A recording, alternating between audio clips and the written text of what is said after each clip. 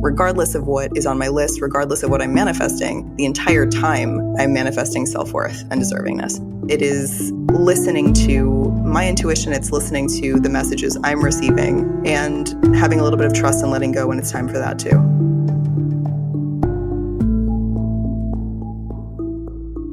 From To Be Magnetic, this is the Expanded Podcast with your host, Lacey Phillips.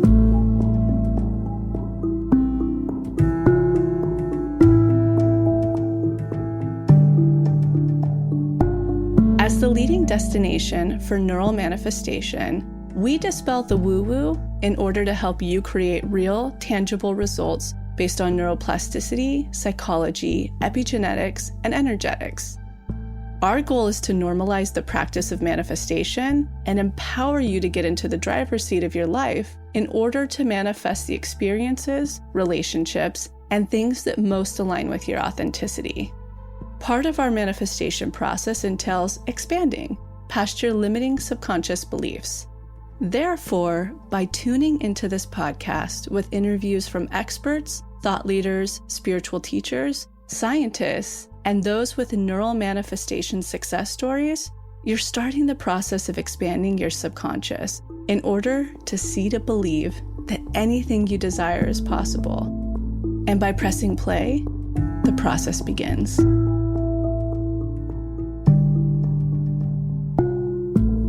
Welcome back, everyone, to the Expanded Podcast. Jessica here. So it's beginning to be that time of year again when the holidays are approaching us. We're starting to think about New Year's intentions, what we want to call in for the next year, how we want to wrap up this year. And it's actually such a beautiful and powerful time for manifestations. Our triggers are heightened. We're starting to take inventory of what worked this past year and what didn't. And we start to look forward to a version of ourselves we hope to be in the new year. The really exciting part is we don't need to wait until January to start that. We can start it right now. So we have an incredible challenge that we're doing the month of December all the way through January to run you through into the new year called the Manifestation Challenge. We did the Magnetism Challenge last year and had so much success. 91% of the people that participated were able to manifest something on the other side of the challenge.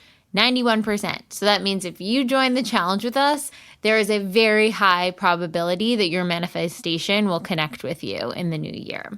This challenge is a bit more robust from last year, really actionable and accountable, and we're really trying to handhold you through it. So if you guys have not worked through the manifestation process, you're in a slump with your manifestations, things aren't quite coming through, you really want to commit, but you're unable to find the time or keep yourself accountable to continue on with the work, or you're brand new and you've been thinking about doing this for a long time, but weren't sure when, now's the time to join. When you join the pathway, you can participate in the Manifestation Challenge. We're going to walk you through how to manifest, all of the daily reprogramming, taking inventory over this past year, seeing what worked for us, what didn't, and then start to call in the new version of self we want to connect with on the other side for 2022. You'll craft your list with us, get us all set, ready to go, and even get some support during the holidays because I know it can be really triggering.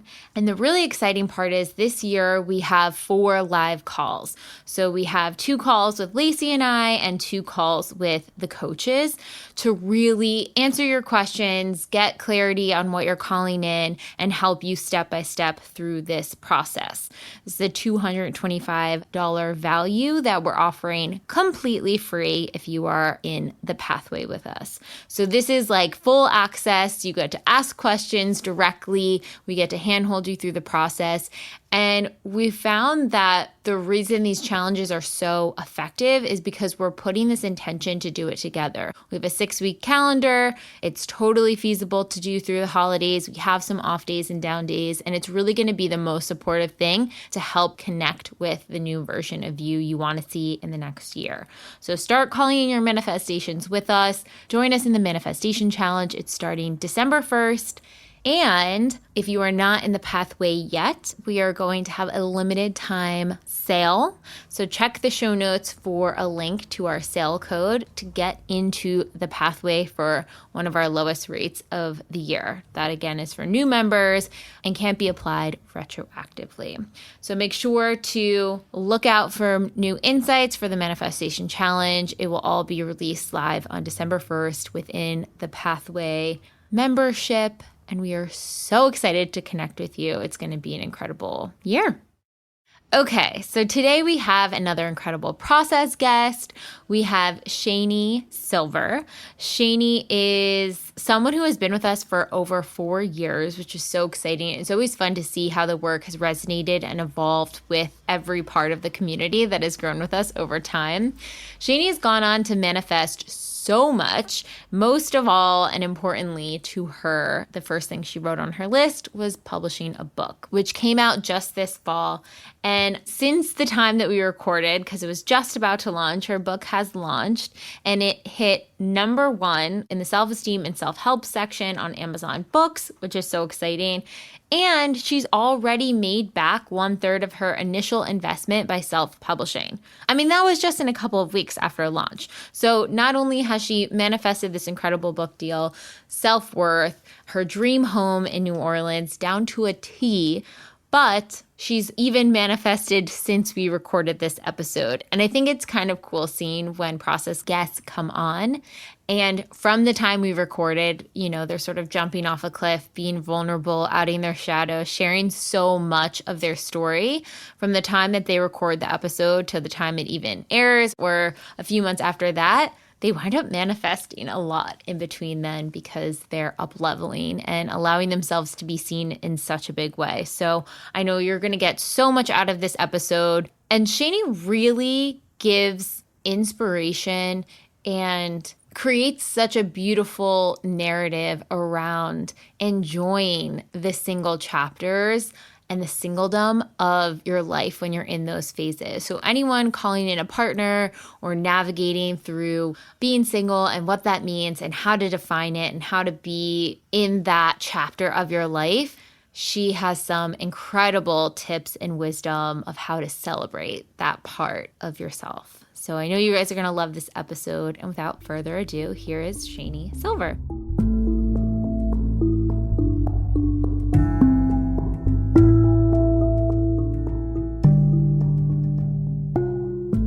Welcome. Thank you so much for having me. I'm excited to be here. It's so funny because I forget if a member recommended you or you were in the sort of vortex of a potential process episode before you had submitted. It feels like on our end a long time in the works because we're like, she would be so cool for a process. Thank you so much. That's so nice to hear. I actually, when you guys first started doing these, I was like, should I submit? And I knew that it wasn't time. And I just sort of had that feeling like it's not time yet. Like this isn't right. Like I had manifested many things, big and small. I've been doing this for, I think I just signed up for my 4th year with you guys. So I've been doing it a while, but I just knew it like wasn't quite time to submit to this because I wanted to wait for this particular manifestation because it's the first one I ever wrote on any list ever. And it's just the biggest deal to me. So I wanted to wait for this to be real before I reached out to you guys. It was the perfect timing. So kick us off with your sun, moon, and rising. Let's get some astrology going. Sure. I am a Cancer sun, Capricorn rising, and Scorpio moon. And I am a manifesting generator with a 6-2 profile. We are so similar. We're like an inverse. I'm Capricorn sun, Cancer rising, Scorpio moon. No way. Yeah, that's so cool. So how do you feel like you resonate to your astrology?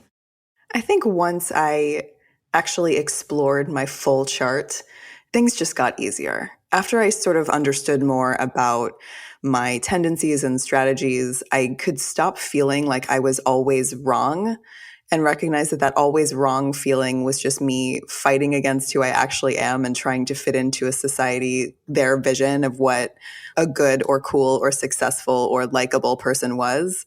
And so when I stopped caring about the exterior and started really digging into my chart and understanding myself a bit more, and then layering on human design with that, the more I actually let go and leaned into who I actually am, everything started to flow a lot easier, and I could take much deeper breaths and just sort of be comfortable in being myself. I love that. I think that's so cool with, all the systems, whether it's human design or astrology or whatnot, finding spaces where you can validate your own experience and your unique perspective is what I think is so cool about all of that stuff. And finding, wow, I feel seen in this bucket or this astrology profile or whatever it is. It's a really cool way to accept all the different parts of ourselves. I love it. I like those sides of it that I really lean into, and sort of, I used to think that I had to course correct who I am. Like it was weird to be who I am. Now I'm like, it's fine that I have Halloween decorations out all year. I'm a Scorpio moon, leave me alone. Like that's just sort of what I'm going to do. Yes, I love that. It's so funny too with the Capricorn and Cancer, and I'm curious how it interacts for you, but having Capricorn in my chart, I was like ingrained in me that Capricorn was strict and regimented and a bit cold and all of these things, which I definitely have that side, but I'm also very emotional. Like I cry at movies all the time, and that maybe that's a Scorpio moon too, but definitely my Cancer rising. Once I realized that aspect was in my charts, I'm like, oh, I am a Capricorn that does cry all the time. Okay, this makes perfect sense.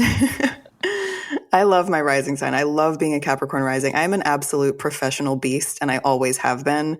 And it's the one area of life where I've just always felt the sense of confidence and capability. And I love that side of myself. Sometimes I read the Capricorn side of forecasts first because I'm kind of more curious about that. So interesting. So tell us a little bit about your background and upbringing and how it led to who you are today. I mean, if that's not a massive question, I think just a light one to start Sure, off. Yeah, no big deal. The relevant parts are I was raised in Fort Worth, Texas, in a conservative Jewish family, and I was also raised by a single mother.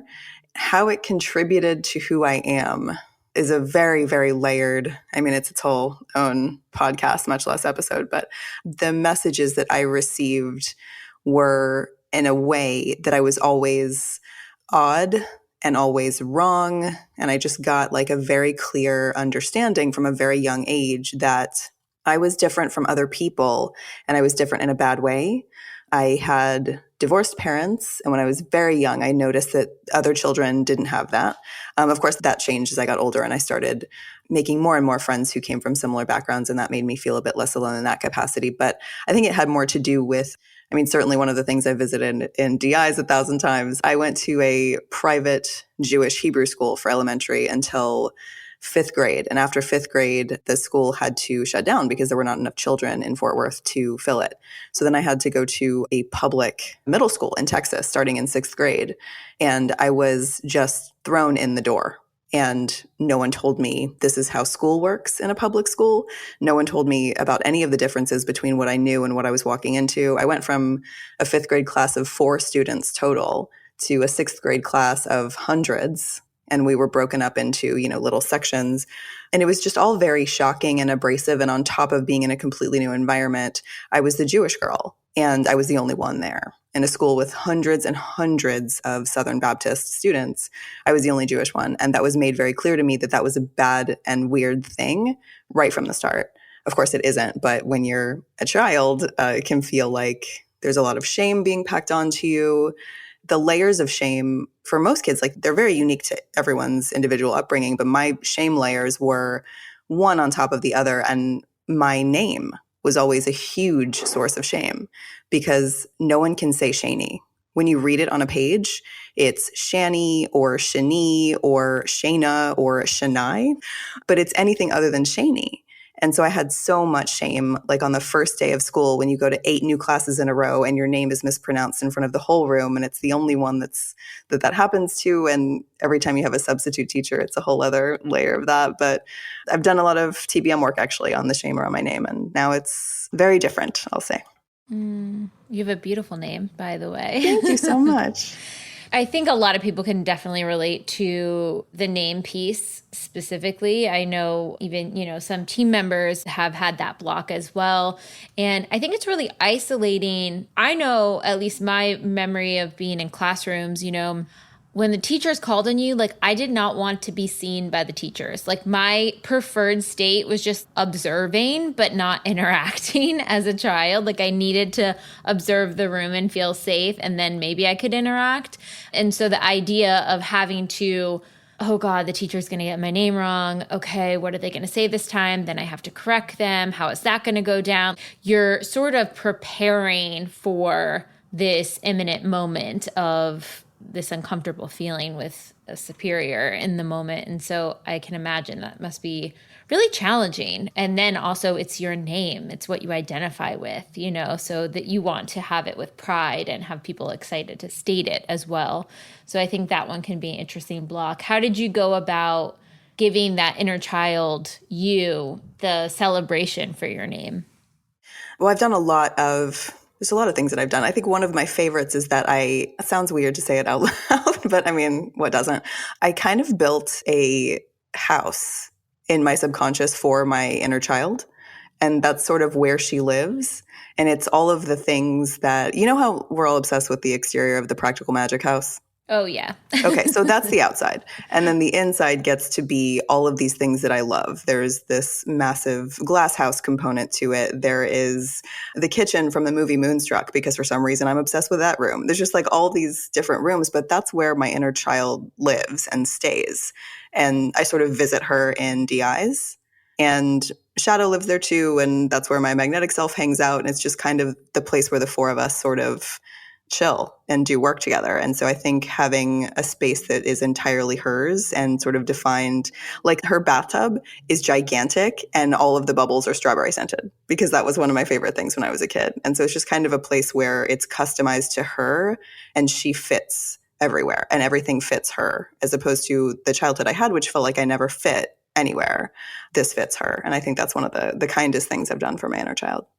I love that. And especially on, a lot of people have questions on how to create their visualizations, how to get a healing, all of those things. And that's such a great, clear example of how to customize this work for yourself.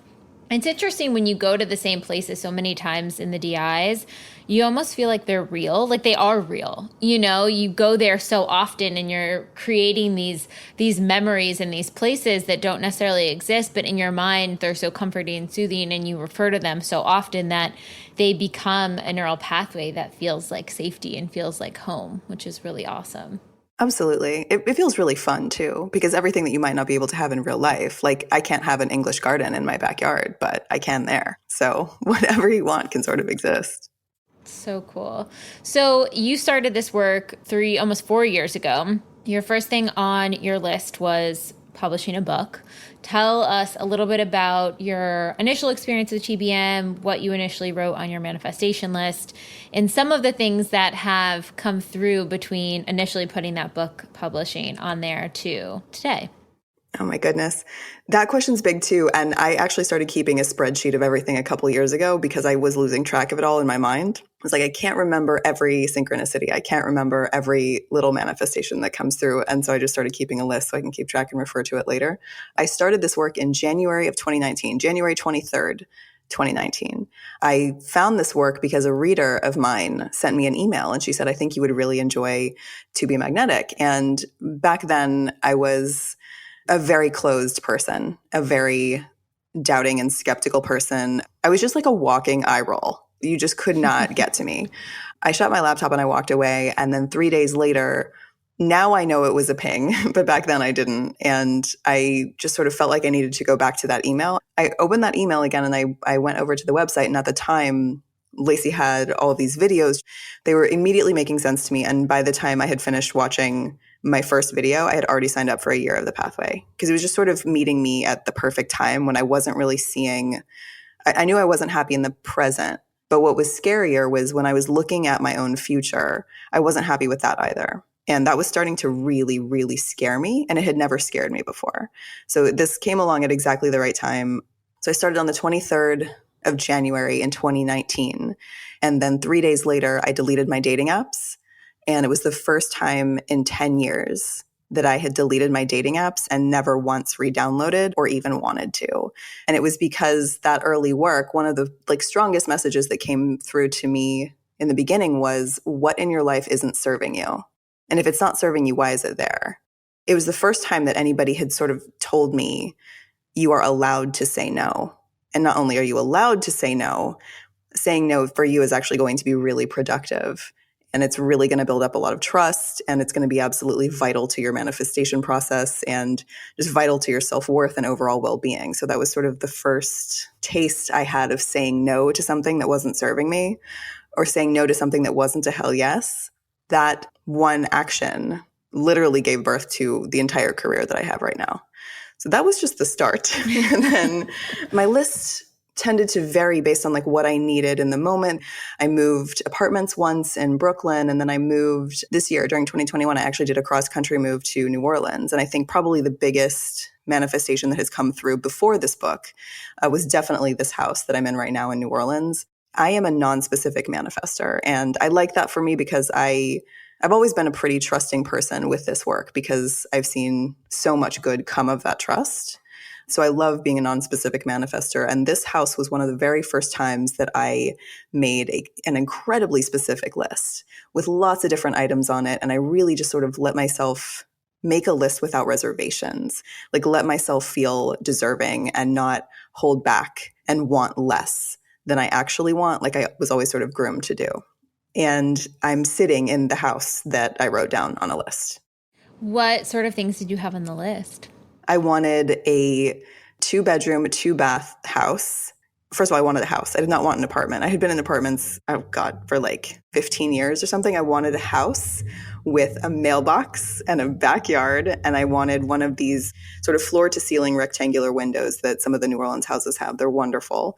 I have that. I have white walls. I have a washer-dryer. I have a dishwasher. Things that sounded in my head so basic, but had been so unachievable to me for so long in Brooklyn. And just in previous iterations of myself as well, I never thought I deserved a house that really felt like home, that really felt like a place I could be proud of, could have people over. And a big part of that obviously was leaving New York and moving to New Orleans, where housing is much more affordable. But it was also just me getting to a place where I understood what I deserved, and I wasn't afraid to ask for that.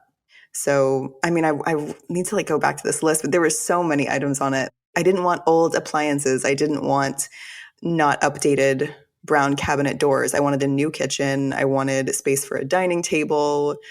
It was just really amazing. And then the thing to point out about this house is that I also manifested better than my list, because it's a shotgun house, which means it's like a duplex. It's split in half.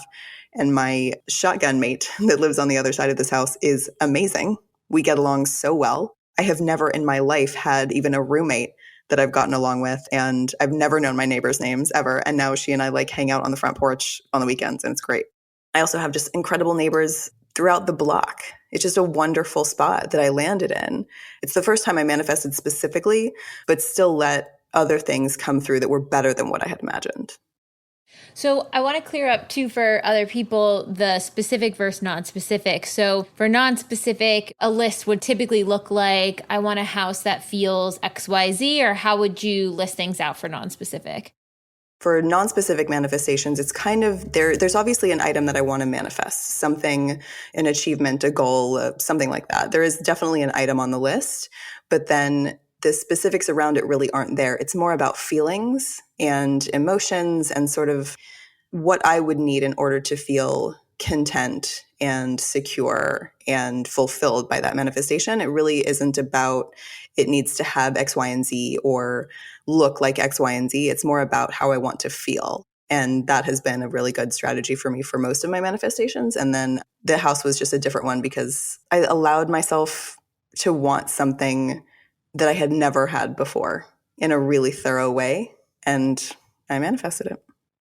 I think that's a really important thing to note, because sometimes people get really stuck on the specific versus non-specific. How do I write it? How do I say it? All of these things. And I think you're a great expander for people in that maybe most of your manifestations you identify as non-specific, and it's better for you to have general terms because you need that detachment. It's more trusting for you to have detachment and let the universe show up in a different way than a very specific sort of controlling way that you can get. I agree with you entirely. And also approaching a list with that stress of getting it right or not knowing how to do it, I think that's actually something that needs to go through a DI, because this work really doesn't have to feel like that. It gets to feel like it has a lot more flow for you, and it gets to feel a lot more customized to you when it needs to be. So any stress around a list, I think, is kind of showing you your next thing you need to work on in a DI. Oh, yeah, 100%. And then the cool thing is switching over, and when you were like, you know what, this feels like a specific list, I have trust that I can, manifest, I can get something bigger, because every time we're putting something on a list, it's this or better. So you don't have to fear like, well, what if it didn't, have all the things that I wanted? Like, it's this or better. So you're still allowing room for the universe to reward in a certain way, but putting those specific things on there, especially if you hadn't had them. And like you said, it sounded basic, but you weren't really expanded to see that you could get those things. It's almost like that was showing that you had trust in the universe, because you weren't trying to control it. You were saying, no, you know what? I actually deserve all of these things, and I'm going to list them out one by one because I know I can have them. Absolutely. Absolutely. And the manifestations that I haven't been specific about, it's kind of been like, I'm not the best architect here. With the house, I was, because I had specific things that I wanted. But with the other manifestations, particularly the book, I know that I'm not like the best driver of this bus. The universe is. So I don't need to be super specific here. What I need to do is understand why I want something, why it's important to me, how I want to feel when it comes through, like what purpose do I want it to serve in my life. And once I've got that, I kind of just like let it ride, because I know it's coming, and I'm really looking forward to the work that I'm going to do beforehand, because regardless of what is on my list, regardless of what I'm manifesting, the entire time I'm manifesting self-worth and deservingness, the entire time. And honestly, if that was all I had ever manifested from TBM work, I would still be doing it, because it is hands down the greatest gift I've ever given myself in a million years. Like, my life is entirely unrecognizable to me now, as opposed to before TBM work. And I mean that in the best way. It's like, I don't feel like myself. And I mean that in a good way. I feel like a new, far more authentic version of myself that I couldn't have even imagined before. I didn't know that was a possibility. So it's a very low stress process for me doing this work, because I already know I'm manifesting more self-worth every day. Give us paint a picture in our minds of like, what did that version of you look like prior to TBM work, and what does the version of that look like now? Oh my God. The prior version was bathed in shame, absolutely bathed in shame, bathed in lack and fear, and just clawing at life for any sort of scrap. The biggest limiting belief that I have worked on over the course of 3 years has been, you're only worth the minimum. That has been the most recurring thing that I've taken through DIs, that I've journaled about, over and over and over again. Every time I learn something new, and every time I explore different memories, every time I'm reprogramming something additional, the prior iteration of me was only worth the minimum, was terrified to say no, because whatever was in front of me in the moment, no matter how meager, I thought that that was the last thing that was ever coming for me. And I was so blocked, so absolutely blocked from receiving anything. I used to describe it as like I was blocked on both sides. I had limiting beliefs about what I was able to receive, or what I was worth receiving or deserving of. I was completely blocked for that. And then I also had extreme guilt and shame about having anything, because I didn't think that I was worth it. I thought that I had to be overly gracious and effusively grateful for even scraps that I was receiving. So I was viewing my life as being blocked from stuff coming in. And then if I would get something nice in my life, I was sort of rejecting that because I didn't think I was worth it. And now that is so not the case. It's wild to like talk about that person out loud, because I feel so removed from that version of me. It was just an inauthentic way to live. It was a very low worth, entirely inauthentic way to live. It was so inauthentic that I didn't know who I actually was or what I was capable of doing. And now I'm far more aware of my talent and ability and strength, and I'm far kinder to things that are not my strengths. It's entirely unrecognizable. It's so wild to like talk about it out loud, because none of my friends or family do TBM, so I don't really discuss this out loud very much, but it is sort of wild to think about that person. I have not thought about her in a long time. What do you think when, you have those core wounds that come up and like you said, you were reprogramming them from so many different angles. You've gone through inner child and shadow and all of the workshops probably numerous times. When those things pop up, how do you navigate handling them? Is there a certain DI that is your favorite? Is there a certain memory that you pull up? Is there a certain workshop? What do you do when you're like, oh, I kind of feel like my inner child is needing some soothing now, or, oh, that feeling of lack, whoa, that just popped up. I haven't felt that in a while. What's your remedy for when that stuff comes up? Well, first of all, I get super excited when I'm triggered. I get really excited when I'm triggered, and I get really excited when I'm being tested because I know something's about to come through. So I'm like, oh, what's this? This is exciting. I do DIs 5 days a week, and I primarily stick to the daily practice, though a couple times a year I'll revisit key workshops. And in fact, I probably need to just go ahead and start shadow because I'm realizing it's been so long since I've done it. But whenever I'm triggered by something or I recognize that something needs work, I'm really excited because that's just giving me a roadmap. That's telling me effortlessly the next thing that I need to delve into. Most of the time, I'm doing subconscious reintegration or triggered as just sort of like daily consistent DIs. I like to mix in a bit of the prosperity DI in there. Sometimes that's like my Friday treat to myself is a little prosperity DI. I also really love reinforcing within Uplevel. That's one of my all-time favorites. I love that one so much. And if I'm ever feeling like I need to do a DI before I go to bed, I'll typically do reinforcing. But it's also not something I pre-plan. I have the time dedicated every morning, and I open up TBM and I look through the list of available DIs, and I just like sort of acknowledge what I'm drawn to in that moment. And I just sort of let it be very organic. I don't approach this work as like, oh, am I doing this the right way? Is this the one I should be doing? I never do that. And if it ever feels like I'm forcing something or I'm doing this out of need, or if I'm ever approaching a DI thinking in my head, okay, I have to do this DI because I want this manifestation to come through. If I ever am approaching it that way, I shut my laptop and walk away, and I come back to it later and I dig into that feeling of stress and worry and anxiety. And that's what I'll focus on instead of whatever I'm manifesting in that moment. I don't find a lot of benefit to approaching TBM work from a place of anxiety or stress. I lean into trust and letting go. And the more I'm able to do that, I just have such a better time with it. I enjoy it so much more. And obviously, like, I see manifestations come through more clearly. I see absolutely batshit synchronicities when I'm approaching it that way. I've started keeping a list of those too, because honestly, things get wild, but I sort of just listen to what I need in the moment, and I do that. And I've heard this a lot from other TBM members. There's like concern over, I can't do a DI for half an hour, or I fall asleep, or it's just too much time. I don't have that in the morning. I stay down in a DI as long as I need to. And I come up whenever I want to, whenever I'm feeling like it's time. And whatever it is, it is. There's never been a reason for me to question what I'm doing, because I consistently see manifestations of various sizes. But beyond that, I consistently see my self-worth getting stronger, my ability to say no getting stronger. It's a very easy process for me, I guess.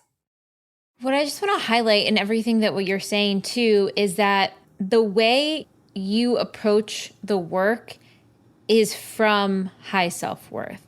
So you're in the driver's seat. I think we have this quote, you're manifesting all the time, might as well get in the driver's seat.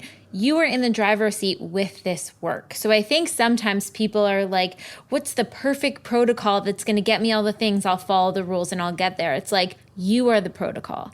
You have the answers. Your intuition knows what DI you want to do when. Listen to that. Obviously, you want to understand the basics and how to manifest and how the formula works. But once you're in there, you are so powerful.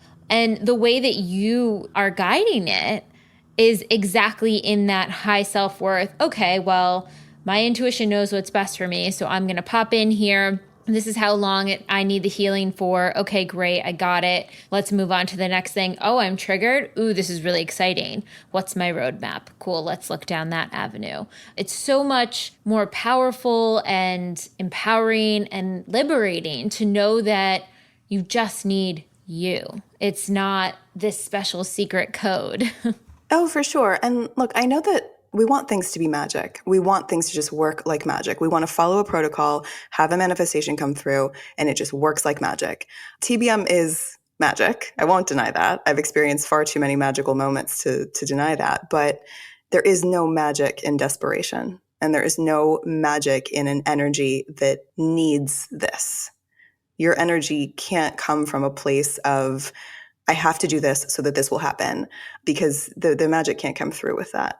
It has to come from a place of calm and quiet and ease, approaching it with a level of trust, and then letting the work and the universe demonstrate that they're worth trusting. It's a really good use of your time. And you're absolutely right that we are very powerful in this work. And one of the reasons why I knew it was time to reach out to you guys about being on the podcast was because my manifestation, the biggest one I've ever had on my list, the one I'm most excited for, like it feels like an absolutely massive moment in my life and in my future. It happened because I was co-creating with the universe. It didn't come out of nowhere. It didn't just spring up in my life out of nothing. I had to build it together with the universe. And that's, I think, why it's so powerful for me, because there are wonderful things that can for sure come out of nowhere.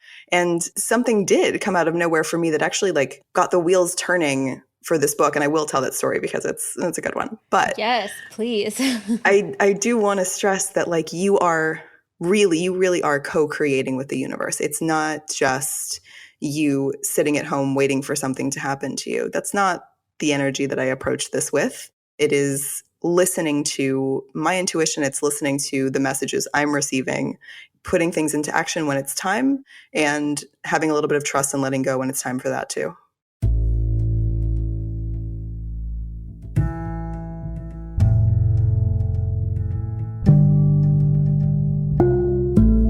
So I'm quickly interrupting this episode to invite you, if you're ready to start your manifestation journey, or if anything you've heard in our manifestation episodes has piqued your interest to begin.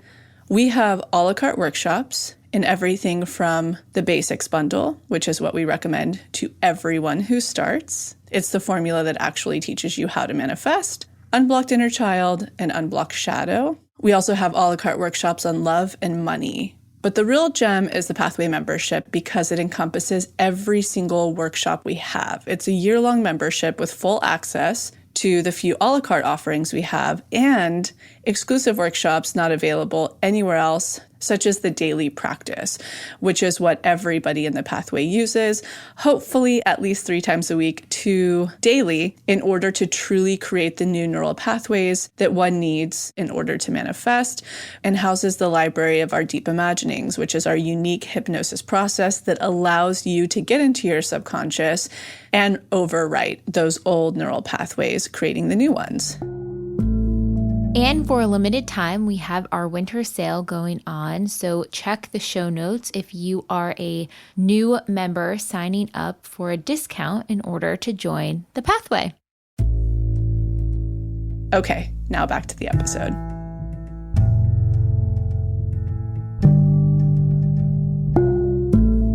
So tell us about the Kismet things that come through, and then let's dive into the story of the book publishing.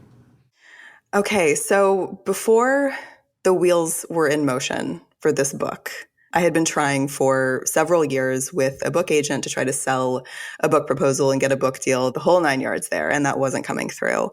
For years, that wasn't coming through. Even doing this work, it wasn't coming through. And about a month before the book manifestation started to come through, I was approached by a publisher based in the UK, and they asked me if I wanted to be a part of an anthology. And so it was, I think, 30 women contributing essays on the topic that's in my field.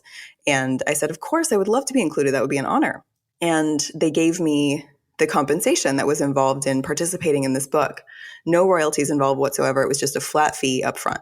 And the flat fee was drastically low. And again, if it's not a hell yes, it's a no. And I'm an absolute beast at tests now because I know the benefit to saying no. I know the benefit to staying in my worth. So it was actually really easy for me to go back to them and say, you know what, well below my rate, here's my rate if you'd like to pay it. If not, this isn't a fit. And thank you so much for reaching out. And they wrote back and they said, you know what, that's beyond budget for us. We can't make it work. We're so sorry. And I let it go and I went about my life. And I will tell you the story of the book in a second, but you should know that I think 4 or 5 months later, this publisher came back and said, actually, we'll pay you your rate. Would you like to be in the book? And so by spring of 2022, I will have 2 books on Amazon that I'm a part of. I love this, because just to give sort of, and not to give specific numbers, but just to give a spectrum here, the initial price point that they had offered you and then what your rate was, I mean, it was significantly different. We're talking like totally different ballparks. We're not saying like they upped it a couple $100. It was a significant jump. I'm comfortable giving the numbers if you are, because if I can be expansive, I'd love to be expansive. I think specifics are so helpful, so go for it. No problem. I'm a freelance writer and numbers are so hidden and so shrouded. And I don't see the point in that because we can expand each other a lot more. So the initial rate was like $250. And my rate for a project like this, where I wasn't going to retain any royalties from the book, was going to be $1 a word. And they wanted a 1,500 word essay. So that's $1,500. And so that's what I ended up making for the essay in the end. I think that is so powerful because not only were you comfortable saying no to this opportunity, which seems sort of like a dangly carrot because you want to be a published author. That was something that was very important and that was on your list. And this is sort of like a bridge to having your own book. And it would make you a published author being in this book. So it's sort of dangling your desire in front of you, but it's like you can have it, but you have to be able to settle for way less than you're comfortable being paid and what your rate is and what your worth is. And for you to say no to that and for them to come back and say, okay, fine, we'll meet you there and at the exact rate you want, you can't make this shit up. You really can't. And let me tell you something. I love nothing more than a shiny carrot. Give me a shiny carrot and let me say no to it. I cannot wait because I love passing tests. I see so much movement in saying no to something that is settling. I love saying no to settling. I have seen so much good come from that all the time, like in so many areas of life. There used to be so much fear around it. And I know people have fear around saying no. And sometimes I still do. There are still difficult tests that come my way. But like, there is such a benefit to you in doing it the first time, because the first time you say no to something that is settling, whatever settling means to you, the first time you do that and you see that the world doesn't end, you expand yourself and you give yourself so much more confidence and so much more trust, and you can build on that over time. And that's another reason why I wanted to talk to you, is that this manifestation took 3 years, and I wanted to kind of sing the praises of patience and let everybody know that it's okay if things take time. It's okay if something wonderful takes time. I don't know if people are familiar with the video that accompanies the reinforcing DI in Up Level, but it talks about strengthening your nervous system to hold a much bigger cup. I couldn't have held a cup this big in 2019. I couldn't have done it. It wasn't time yet, but it is now. What do you think the biggest shift from 2019 calling this in to now calling this in? What are just some of the key parts of your cup that you needed to expand in? I had to stop feeling like rejection was crushing. I needed to stop feeling like rejection was telling me that I wasn't enough, or that I was bad, or I wasn't a good writer, which is nonsense. I'm a phenomenal writer. I had to learn what rejection really is. And I am a Cancer sun, and I've always felt that I move a bit slowly as such, but that's okay. I had to learn that rejection is not only protection, but it's also redirection, because it took, God, how many rejections did I get over the course of like 3 years? Probably around between 30 and 40 rejections from publishers. I don't know if I just wasn't hearing the message or if it just wasn't time for it to sink in. The message was self-publish this book, because that's going to be a far better manifestation than you understand right now, because you will keep more of the royalties money. You will retain the television and movie rights. This will be completely within your creative control, not a publisher's control. It is so much better for you individually, Shani, to not publish with a publisher. It took a long time to hear it, but when I heard it and I said yes to it, everything moved really quickly. What shifted for you to be able to hear that? I think years of this work and passing tests and seeing the outcome of passing tests, seeing the outcome of failing tests, getting further and further expanded by people that I really admire and look up to, and time. Honestly, time. It took me some time. And I would have had a lot of shame about that in the past, but I don't anymore. The thing that really changed was that very last rejection that came through was the very last one from the last publisher I was waiting for.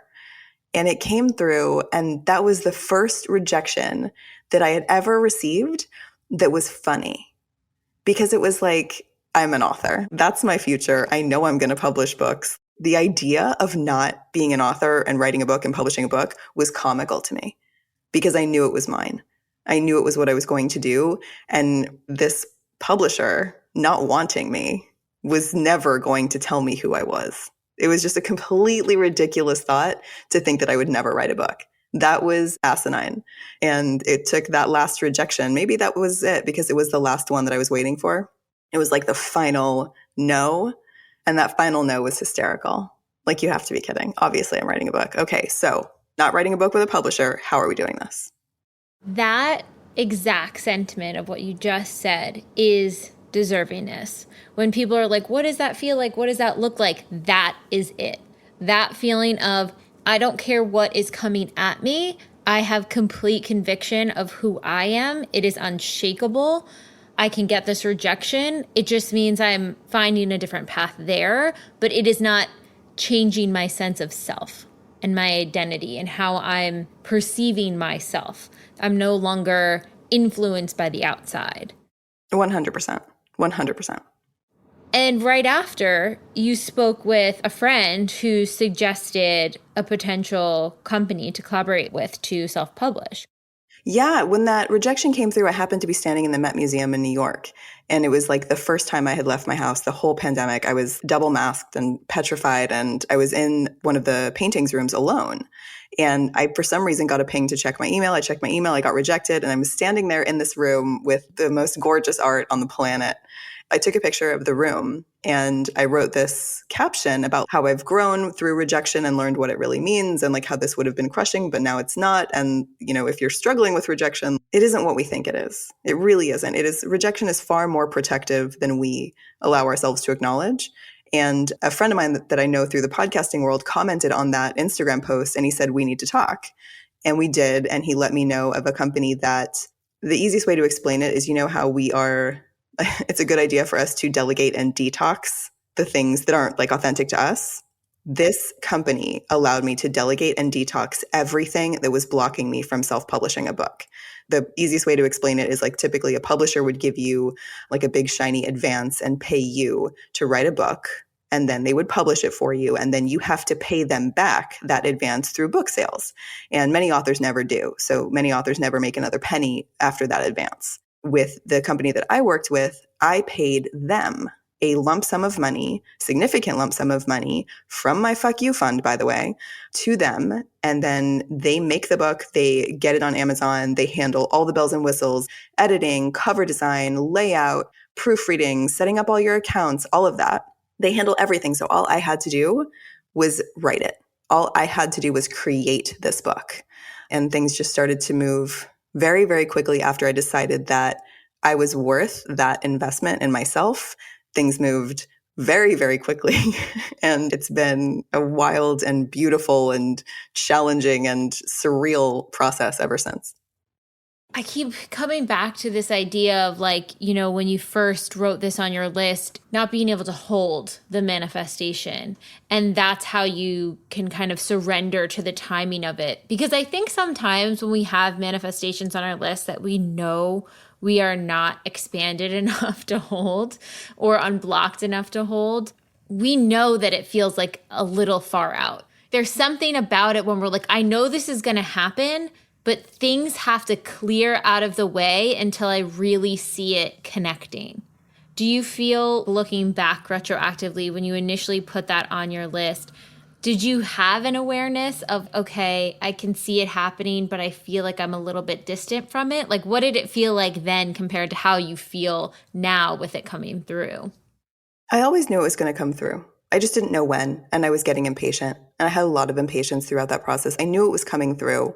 I always had an immense amount of trust with this work. I think there's just something about TBM that has clicked very well for me.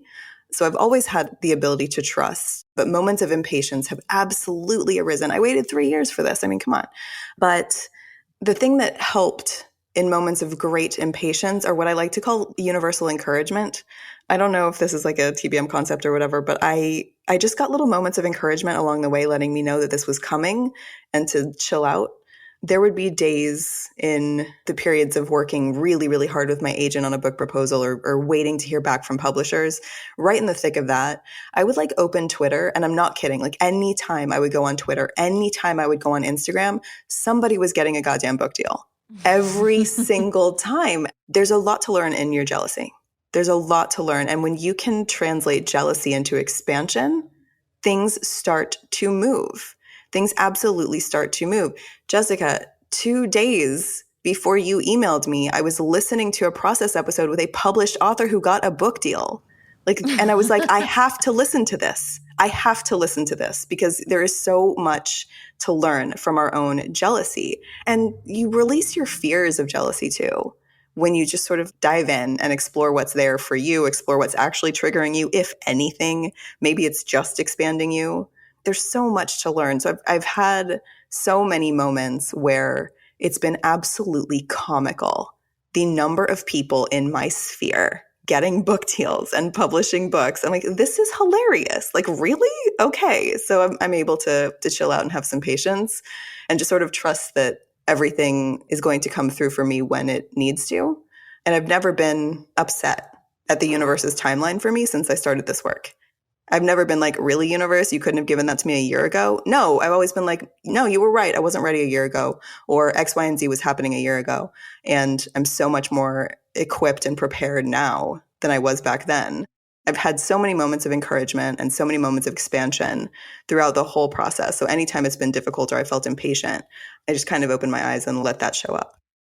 What parts of the work and what sort of things do you turn to when you feel that impatience show up, or you feel a dog paddling energy or a desperation energy come through? Like, how do you self-soothe that dynamic? There was a time when I was feeling really impatient and I was doing 2 DIs a day because I thought that would make things move faster. And after about a week of that, I was like, what are you even doing? I had too closely aligned doing DIs with manifesting. That's not the way to approach this at all. It's like I wasn't even really absorbing the reprogramming work that I was doing because I was more focused on just getting it done and checking things off the list. And that wasn't working. So I recognize when I need to take a break when I'm too closely aligning doing TBM work with actually manifestations coming through. There's always a limiting belief there. There's always some limiting belief at the root of my impatience, at the root of my anxiety, at the root of jealousy, at the root of feeling like I'm not enough for what this is. That's been difficult to pinpoint sometimes because the only area of my life where I've never felt small, I've never felt low self-worth, I've never felt not enough was my writing talent. I've always known, even in the darkest pits of zero self-worth whatsoever, I've always known I'm a great fucking writer. Always. And so that's been the more subtle lessons to learn have been, I know I'm a great writer. I know I'm doing great work. I know I'm helping people. So why isn't this coming through? Like, what's still there? What do I still need to dig into? And for me, it was kind of about, I was attaching success and I was attaching accomplishment and even maybe manifestation with the way that I thought it needed to happen, because I was still prioritizing what other people thought. And I was still prioritizing other people's ideas of achievement and success and accolades. And I was ignoring what was on the list, which was how I wanted to feel and why I wanted this manifestation in the first place. And when I got back to why do you want to be an author in the first place, then things started to move forward a lot faster. Talk a little bit about, and you wrote this in your submission too, about having a book deal to be valid to other people, but it was like your soul's work of creating the book to be valid to yourself. How did you reframe that need for outside validity and turn the camera, so to speak, inward? I kind of expanded myself in that way. A lot of my work centers around not needing a relationship to validate you as a person, as a completely fully formed adult, that sort of thing, and recognizing that you already are. and you're not lacking or missing anything if you don't have a partner right now. And I sort of translated that into, why do you need a publisher to validate you? Why do you need something that the world easily understands as successful? Why can't you define success for yourself? That was a really big reframe, I think.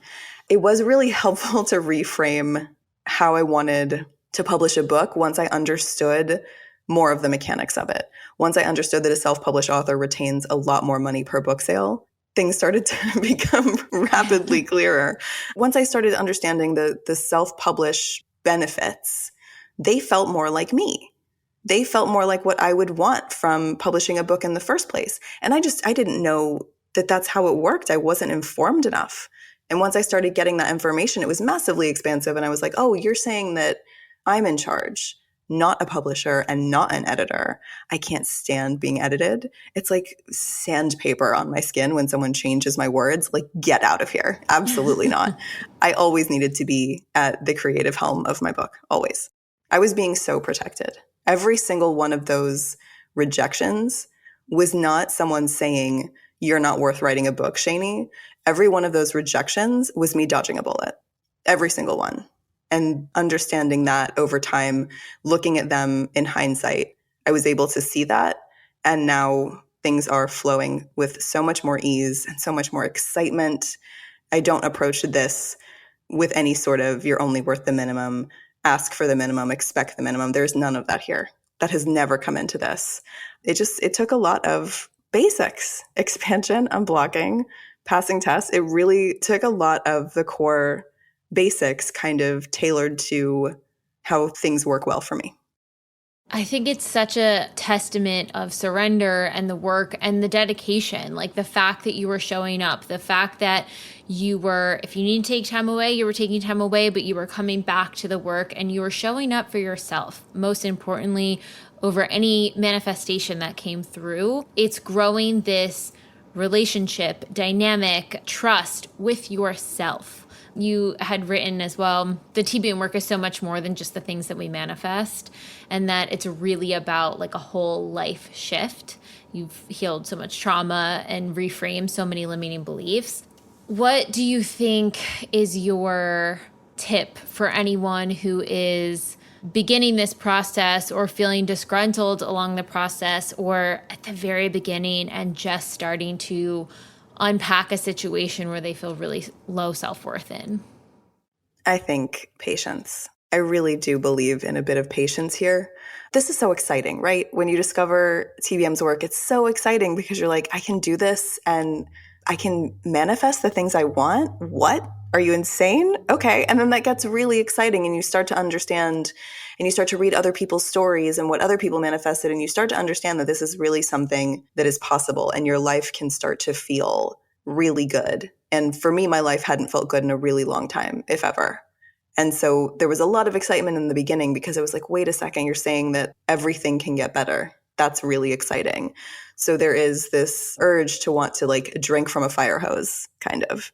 So I would encourage patience and breathing. And if you can, if you're able to, and I don't know if this is like totally counterintuitive to TBM work, but trying to detach the work that you're doing and the limiting beliefs that you're reprogramming, trying to detach them from the actual thing you're calling in. Let go of that thing that you're calling in because it's coming. It's on your list. It's what you want. You're worth it. You deserve it. It's coming. You can let that stress go because you're not in charge of that anymore. What you're in charge of are your limiting beliefs and reprogramming and expanding and listening to pings and sort of hearing more of what the universe has been trying to tell you. I think that's probably my best advice. Oof, love that. Love that. Love that. It really all comes down to raising your own self-worth and peeling back all of those layers so you can see yourself so fully and so clearly in a way that you haven't been programmed to.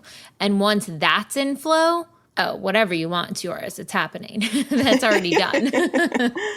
And then, so going full circle back, you said that one of the first things that you heard Lacey talk about was, what do you have in your life that's not serving you? Deleting dating apps. Explain to people who don't know how that led to basically your expertise and your book and all of that and how it became so full circle. Sure. So I have been single for 13 years now, and for almost 14 years, my goodness. And for 10 years of that singlehood, I was on and off dating apps the entire time. So a full decade of using dating apps without even one relationship resulting from them. So all that was happening was a massive amount of disappointment, a massive amount of all the charming little micro traumas we absorb from dating apps. I was spending a lot of money on dating apps and seeing no results from that. It was an act of desperation in itself because I saw singlehood as something so wrong and so shameful as just a given. It was just assumed in my mind that if I'm single, that means I'm lacking a partner. I didn't know there was any other way to think about singlehood. So if I'm single, I don't have a partner and I have to date until I find one. It was almost like a chore, no different than doing laundry. I just assumed I had to be searching for someone. And in 10 years of aggressive searching, I never had found anyone. And a few years before I found Lacey's work, I was like in the shower washing my hair, and this thought that I now know is a ping, but back then I didn't know what it was because it felt like it was placed in my head, not by me. It was, this is all for a reason. Everything that you are going through right now, everything that's happening to you, all of this shit that is coming at you, it's all for a reason. It's not for nothing. And that was true because my book is entirely about reframing singlehood and banishing these negative narratives that are preventing single women from living full, valid, beautiful lives. But when I started Lacey's work and I deleted my dating apps, it was because she asked in that video, what's in your life that's not serving you? And there was only one thing. I mean, there were a million, but the biggest one, the glaring one, was dating apps. They were such a big part of my life. I was spending God knows how much time swiping. I was paying them money. I was enduring just the hell of it. And people who are listening who are in it right now know what it is. I don't have to go into that. Yeah. You know what I mean? But I deleted them because I had never asked myself, how are dating apps serving you? And I had never allowed myself to say, they're not. Because I was so scared that if I delete my dating apps, I'll never meet someone. And I had never asked myself two things. One, have you met someone yet? No? Okay. So like, why are you still doing dating apps? And then also I had completely never even asked myself like why I wanted to meet someone, why that was the center of me, why I felt so lacking. I just never even examined it. After I deleted my dating apps, I was free to fully examine my singlehood, to fully look at what does single life really look like? What's good about this? What's bad about this? How can we see things from different perspectives? So that was January of 2019. By April of 2019, my podcast on this topic had launched. And ever since, I have been reframing singlehood. For anyone listening that is like unclear about what that means in this context, the easiest example I always give to everybody who's single is if you have a thought in your head that you're thinking, I hate sleeping alone. If you've ever had that thought in your head or anything like it, the reframe of I hate sleeping alone is I get the whole bed. The same thing is happening in both scenarios. It's just that in one, you have a very different mindset than the other.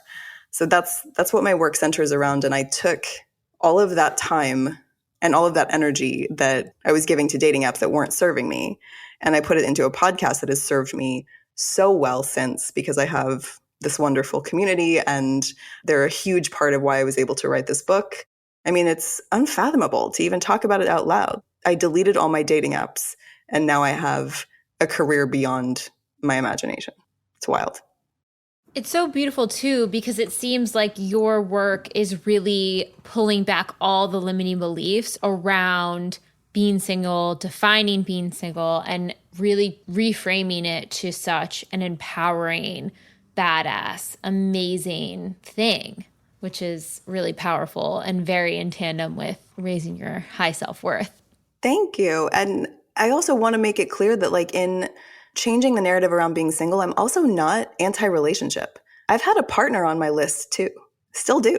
Ooh. And you know what I mean? I've never thought that speaking to myself and to others about singlehood in a way that's more valid, that's more positive, that's more full of self-worth. I've never thought that any of that precludes any of us from finding partnership in the future, ever. We have a false notion in our minds we have to choose singlehood or choose aggressive searching for a partner. You don't. You can stop the aggressive searching and still meet someone. Those two things are not related. But yeah, I do like to be really clear that my work absolutely is about enjoying singlehood, and it's about single women being happy in their singlehood, not choosing singlehood. There's a really big difference there, because I think we block ourselves when we think we have to choose either dating and trying to find someone or this like false commitment to singlehood that we don't even want. You never have to do that. You can have whatever you want. I just also think we would have a much easier time and flow a lot better if we could enjoy and appreciate and value this single time in our life, because we're really free. We are really, really free, and we don't have to compromise ever. And I just think we should enjoy it, because relationships will come. It's on your list. You want it. You deserve it. It's coming. Let it go. It's coming. So in the meantime, enjoy. Oh, I love that. I love that added piece too, because it's really this balance of surrender in whatever phase or period that you're in, and removing any shame that says you need to be anywhere else than where you exactly are. Absolutely. And you can expand yourself too in that capacity. Like if you're having trouble trusting that whatever season you're in right now is the right one for you, look back through your Rolodex of everyone you've dated and ask yourself if that's really the partner that you would want to be with for the long haul. I have never dated someone that I would want to marry, ever. And I find so much self-expansion in that. I find so much trust in that. And it helps me let go more. It helps me let go more and look forward to the future in a way that before TBM work, I had never looked forward to the future. I used to always think of the future as, oh God, I don't know what's coming for me, with like terror in my head and my heart. I used to be so afraid of the future. And now I think about the future like, I'm so excited for what's coming for me. And that is a massive, massive gift that I have given myself. And this work is how I was able to do that. It's so important to think of your future in a positive way, in a way that has a sense of like calmness and ease and looking forward to it. Looking forward to the future shouldn't be so hard, but I think that in our world it is. So it's a great gift that you give yourself when you're able to learn how to let go and be excited for the future, look forward to it instead of fearing it. Okay, and I have to ask, for anyone who is in a single chapter of their life right now, what is one tip or piece of advice that you would offer them? I mean, I'll just go for it. I think you should delete your dating apps. I think it would be inauthentic if I said anything else, because it's the thing that has helped me the most in the single space. I think dating apps have us looking at life through a pinhole and thinking that the only possible path to love is a dating app. And once you remove them from your life, you widen the aperture through which you can look at life and see so much more possibility and so much more room to enjoy and to be alive. And I think that dating apps are just narrowing us too much. I found a great gift in deleting them, and I would only suggest this if you're having a tough time with dating apps. If you're loving dating apps, keep going, have a great time. But if you are not enjoying dating apps, you don't have to use them. You get to live a life free of that burden, if that's what it feels like to you, and you get to meet someone anyway. We get a lot of people that write in saying, I feel like I should be on the apps, but I just feel like I'm going to meet my person organically and in the flesh and just through a friend or something. Do I have to get on the apps? And we're like, no, listen to your pings. They will guide you. Like, listen to your pings. If it doesn't feel good, then it's a no. If it's not a hell yes, it's a no. Absolutely. Oh, thank you so much. This was so expansive, and I'm sure everyone's going to be running out to buy your book. And it's just been such a pleasure speaking with you. Thank you so much for having me. This was so much fun. All right. We'll see you next week, everyone. Bye.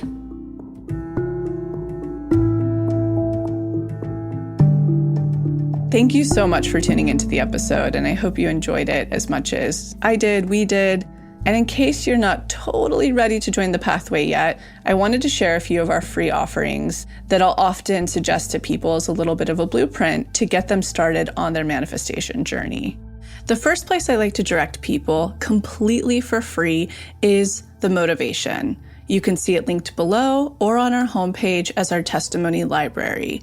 And it's categorized by different subjects, whether you're calling in career, money, love, wellness, and much more. when you're reading about a member's experience of what they manifested, you're actually seeing to believe and showing your subconscious that that very thing is possible for you. The second place I like to direct people is to the free clarity exercise, which is also linked below. In it, you get to try our own unique hypnosis process, learn about the science, and some journaling prompts. And the best part about this, you'll get a tiny taste of what it's like to go into your hypnotic state, bring your subconscious forward, and create new neural pathways while receiving clarity. And the third thing, if you haven't listened to it on this podcast yet, please go back to the episode titled Manifestation 101, where you'll learn the basics of neural manifestation to truly understand this process. So go ahead and check out those free resources, the motivation, the free clarity exercise, and the episode Manifestation 101, all linked below. And in an effort to make sure to have representation in this process series, go ahead and submit any process testimonials you have, especially to our LGBTQ+ community, our BIPOC, as well as the Ys, which is anyone in the community who is 45 and over. All right, we'll be back next week.